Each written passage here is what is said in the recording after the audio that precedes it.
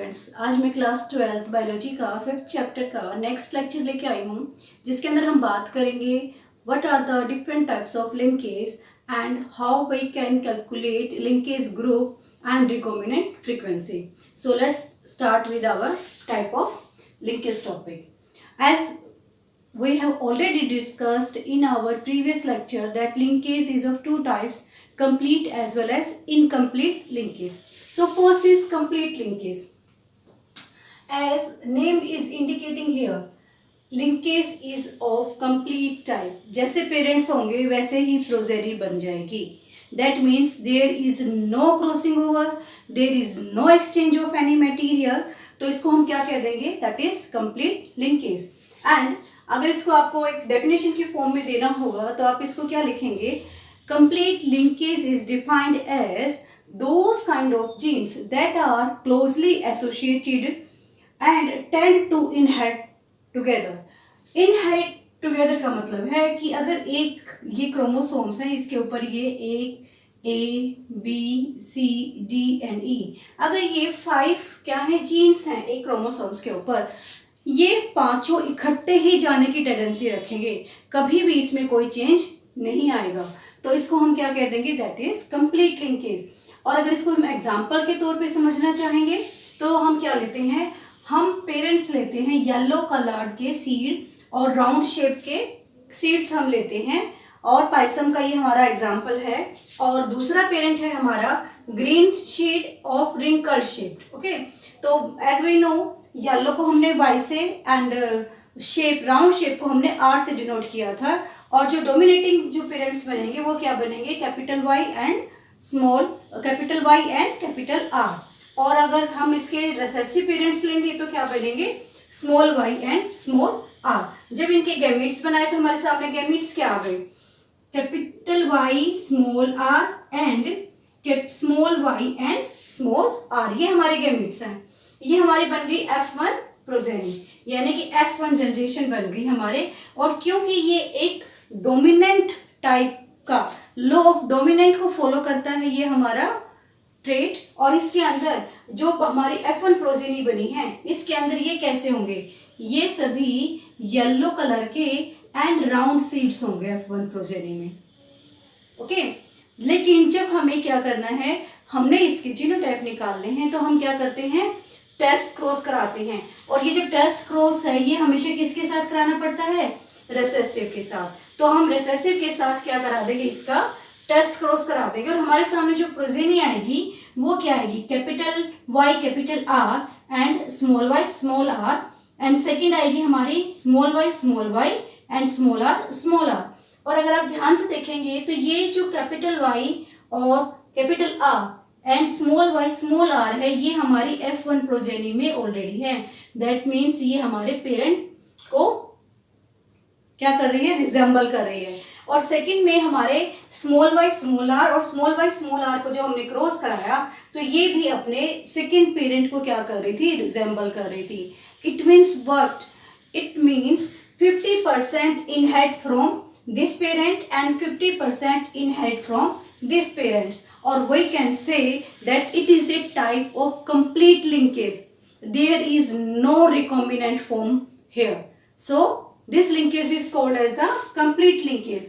And when we talked about second type of linkage, that is incomplete linkage, here chance of separation is there. Chance of separation is there. Separation का मतलब अलग अलग हो जाना. And किस form में? और इस फिनोमिना को हम क्या कहते हैं? Crossing over. और इसका एग्जांपल आप समझेंगे तो इसमें हमने एग्जांपल लिया है, हमारे पास कलर्ड सीड्स हैं और फुल हैं, वो फुल ग्रोन है वो. एंड सेकेंड हमने लिया है कलरलेस सीड्स हैं और वो श्रंकन है. दैट मीन्स वो कैसे हैं? थोड़े से सिकुड़े हुए फॉर्म में हैं. अगर इसको हमने जीन्स जो रखे हैं वो हमने सेपरेट रखे हैं. सेपरेट का मतलब है कि इनके बीच में डिस्टेंस ज़्यादा है, जबकि यहाँ पर जो हमारे जीन्स थे इनके बीच में डिस्टेंस कम है. ठीक है, ये और भी क्लोज हो सकते हैं. आप ये मान के चलिए कि ये मैंने इस पे ब्लैक बोर्ड पे दिखाने के लिए किया है, अदरवाइज ये इतने भी पास में हो सकते हैं. तो यहाँ पर जीन्स क्या है? They are separately lying on a chromosome. तो ये कैपिटल सी और कैपिटल एस हमने डिनोट किया है कलर्ड और फुल के लिए, और कलरलेस के लिए हमने क्या डिनोट किया है, small S and small C. जब हमने गैमीट्स बनाए तो हमारे सामने ये आ गए। और ये क्या है, ये हमारी F1 प्रोजेनी है जो कि एक हेटेरोजाइगस है। हेटेरोजाइगस का मतलब क्या है, यहाँ पर जो हमारी प्रोजेनी बनेगी वो कैसी बनेगी, वो हमारी कलर्ड और क्या होगा, यहाँ पर हेटेरोजाइगस हमारे सामने आएगा जिसके अंदर हमारे कलर्ड और फुल सीड्स आएंगे। जब हम इनको क्रॉस कराएंगे तो हमारे सामने क्या आएंगी, 3 तरह की क्या आएगी, जनरेशन आएगी। एक तो आएगी जो F1 को यानी कि पेरेंट 1 को रिजेंबल करेगी, सेकंड आएगी जो कि हमारी पेरेंट 2 को रिजेंबल करेगी, और 2 नई रिकॉम्बिनेंट फॉर्म पैदा होंगी जिनको हम क्या बोलेंगे कि ये नई चीज बनी है, यहाँ पर न्यू रिकॉम्बिनेशन है। इसीलिए हमने क्या कहा था कि यहाँ पर चांस ऑफ सेपरेशन ज्यादा है और क्रॉसिंग ओवर भी होगी, इसीलिए ये क्या बन गए, रिकॉम्बिनेंट बन गए। और इसके अंदर 50-50% थे, बट यहाँ पर क्या है, 50% तो रिकॉम्बिनेंट ही है, ये नई चीज बनी है यहाँ पर, और 25% हमारे पहले से ही लाई करते हैं। अब बात आती है कि इसमें और इसमें डिफरेंस मेनली किस चीज के ऊपर है। सबसे पहला जो डिफरेंस है वो क्या है, जीन्स के बीच में जो डिस्टेंस होगा, जीन के बीच में जो डिस्टेंस होगा वो किसके ऊपर डिपेंड करेगा, इनवर्सली प्रोपोर्शनल टू लिंकेज।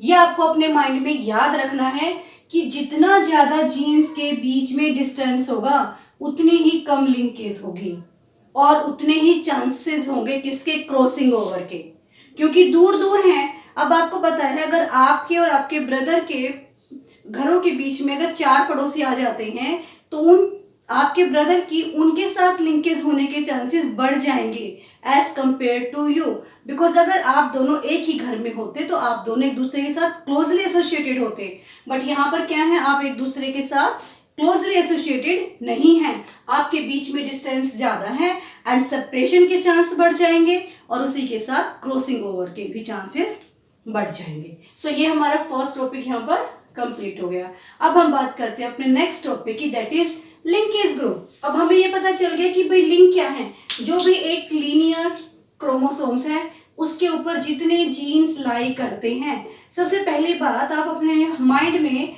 हमेशा ये याद रखना कि जीन्स जो होते हैं वो लीनियर अरेंज्ड होते हैं। ऐसा नहीं है कि यहाँ पर कोई और जीन आ जाएगा, दे आर लीनियरली अरेंज्ड, एक लाइन के अंदर अरेंज्ड होते हैं। और सेकेंड बात आती है कि लिंकेज ग्रुप को हम कैसे डिफाइन करेंगे। लिंकेज ग्रुप के अंदर क्या होता है कि जो जीन्स होते हैं वो सिंगल क्रोमोसोम्स के ऊपर इकट्ठे पड़े हुए दिखाई देंगे आपको, एक दूसरे के साथ ही वो पड़े हुए होते हैं। तो इनको कैलकुलेट कैसे करते हैं हम लिंकेज ग्रुप को। लिंकेज ग्रुप को जो कैलकुलेशन का जो फार्मूला है वो है number of haploid chromosomes. As we know, human is a diploid organism. We have 2 set of every chromosome. So, number of haploid chromosomes क्या होंगे, यही आपके लिंकेज ग्रुप होंगे। और ह्यूमन के अंदर 46 क्रोमोसोम्स है, that means 23 पेयर, और यही हमारे क्या हो जाएंगे, लिंकेज ग्रुप। आपसे एग्जाम में पूछा जा सकता है, लाइक आपको ड्रोसोफिला का पता है, आपको पाइसम स्टाइबम का पता है, तो ड्रोसोफिला के अंदर कितने हैं, टोटल नंबर ऑफ क्रोमोसोम्स कितने हैं, 8, पेयर कितने बनेंगे, 4। दैट मीन्स कितने लिंकेज ग्रुप बनेंगे, 4। पाइसम स्टाइबम के अंदर कितने क्रोमोसोम्स होते हैं, 14, and number of linkage group कितने बनेंगे, 7। So easily very you can say few seconds के अंदर आप इस क्वेश्चन को सॉल्व कर सकते हैं if you know the number of chromosomes present in a certain organism. Then next is our chromosomal mapping. Chromosomal mapping itself defining here is, chromosome को जो मैप करेगा, क्रोमोसोम के बीच में जो रिलेटिव फ्रीक्वेंसी निकालेगा, जो डिस्टेंस निकालेगा, वही सारा हमारा क्या होगा, chromosomal mapping. So sequencing and relative frequency जो कि रिप्रेजेंट किसको करती है, रिकॉम्बिनेंट फ्रीक्वेंसी को। और रिकॉम्बिनेंट कब बनेंगे, जब क्रॉसिंग ओवर होगी हमारी। सो रिकॉम्बिनेंट फ्रीक्वेंसी का कैलकुलेट करने के लिए आप किस फार्मूले का यूज करेंगे, recombinant frequency is number of recombinants. सो आप ये याद रखिएगा, number of recombinants upon total number of organisms into 100, because ये हमें किस में निकालनी है, परसेंटेज में हमें इसे कैलकुलेट करना है। सो अगर आपको एक क्वेश्चन दिया जाता है, मान लीजिए ये क्वेश्चन ही आपको दिया हुआ है एग्जाम में कि आपको 4 क्या दे रखे हैं, ये दे रखे हैं आपको, पेरेंट्स दे रखे हैं और यू कैन से प्रोजेनी है ये आपकी, और इसके अंदर सबसे पहले तो आपको क्या देखना है कि जो जीन्स है क्या ये लिंक टुगेदर हैं। तो लिंक टुगेदर के लिए आप ये देखिएगा कि ए बी और स्मॉल ए बी, सबसे पहले आपने इन दोनों को देखना है कि ये ए बी 150 दे रखा है और ये भी 152। अब इनके बीच में जो हाइब्रिड्स बने हैं, they should always be between A B one parent and small A B another parent, इन दोनों के बीच में होंगे ये, ठीक है। तो ये लीनियरली अरेंज हमें समझ में आ गया। दैट मीन्स ये बात कर रहे हैं कि ये आपका पेरेंट 1 है, ये आपका पेरेंट 2 है और ये दो आपके क्या है, रिकॉम्बिनेंट है। तो आप अब इसमें फार्मूला फिट करिए, फार्मूला फिट करेंगे तो आप number of recombinants that mean 51 plus second recombinant क्या है 48, और पेरेंट कितने बन गए, अब नंबर ऑफ ऑर्गेनिजम्स तो सारे ही होंगे, पेरेंट को भी मिलाएंगे और ऑफस्प्रिंग को भी मिलाएंगे, तो यहाँ पे कितना आ जाएगा 150 plus 51 plus 48 and plus 152 into 100। तो ये जो आपकी जो रिकॉम्बिनेंट फ्रीक्वेंसी आएगी, आई थिंक ये नियर अबाउट 24.69% होगी। सो स्टूडेंट्स, आप ये क्वेश्चंस बहुत इजीली अपने एग्जाम में क्वालिफाई कर सकते हैं, बिकॉज ये क्वेश्चंस आपको एक बार समझ में आ जाते हैं, फिर आप ये इजीली सोल्व कर पाएंगे। अब आपको type of linkage, linkage group and chromosomal mapping के अंदर आई थिंक कोई भी डाउट नहीं होगा। इसी के साथ आज हम इस जो हमारा लिंकेज और क्रॉसिंग ओवर रिकॉम्बिनेंट, इसका जो टॉपिक चल रहा है, इसका हम एक और छोटा सा पॉइंट यहाँ पर डिस्कस करेंगे, और वो क्या है, क्रॉसिंग ओवर। क्रॉसिंग ओवर,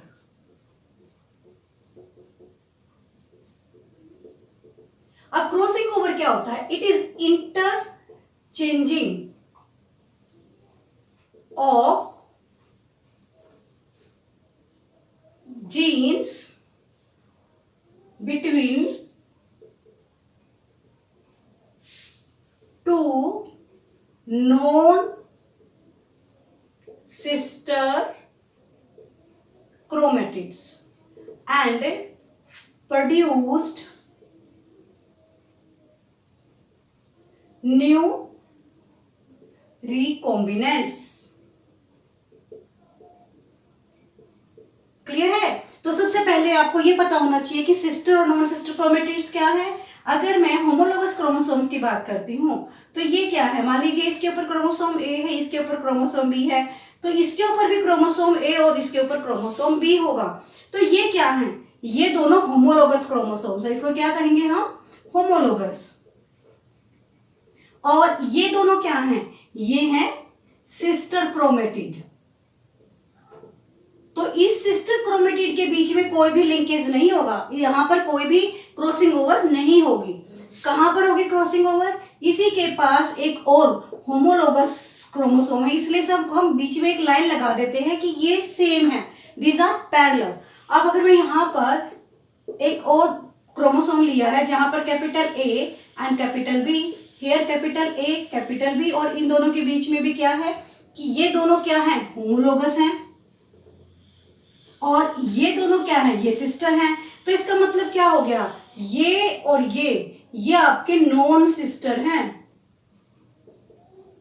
जब होमोलोगस पर होंगे तो वो तो सिस्टर क्रोमेटिड्स होंगे, और जो दूसरे क्रोमोसोम के होमोलोगस पर होंगे वो दोनों क्या कहलाएंगे, नॉन सिस्टर क्रोमेटिड्स। तो चलिए अब हमें क्रॉस के साथ इसको हम समझते हैं कि किस प्रकार से क्रॉसिंग ओवर होती है। अब आप मान के चलिए आपके पास एक जीन ये है और इसके ऊपर A B A and B, second ये है आपके पास capital A capital B capital A capital B. Because genes are separately lined, वो एक दूसरे से दूर हैं, उनके बीच में डिस्टेंस ज्यादा है, तो क्या हो जाएगा, इस ये और ये दोनों जो नॉन सिस्टर क्रोमेटिड्स हैं, ये दोनों क्या करेंगे, एक्सचेंज करेंगे। और एक्सचेंज कैसे होता है, इस प्रकार से। तो यहाँ पर हमारे कौन से क्रोमोसोम होंगे, सेम ए एंड बी, और यहाँ पर भी हमारा ए एंड बी। अब यहाँ पर ये आर्म है तो ये ए, और यहाँ पर हमारा चला जाएगा स्मॉल बी, और यहाँ पर कैपिटल ए, और यहाँ पर हमारा बी। तो क्या बनेगी आपके पास सेकंड क्रॉसिंग ओवर के बाद क्या चीज सामने आएगी, A and B, A and B. ये याद रखिएगा, ये आपको याद रखना है कि ये चेंज हो गया है यहाँ पर हमारा। और यहाँ पर क्या आएगा, यहाँ पर आएगा आपका ए, और यहाँ पर बी, और यहाँ पर अगेन ए, और यहाँ पर बी। दैट मीन्स यहाँ पर ये आपका क्या है, ये आपका क्रॉसिंग ओवर है। तो स्टूडेंट्स, आई थिंक आपको लिंकेज, क्रॉसिंग ओवर, रिकॉम्बिनेंट के अंदर कोई भी डाउट नहीं रहा होगा। In case any doubt you found, you can comment on my YouTube channel and stay with us. Thank you.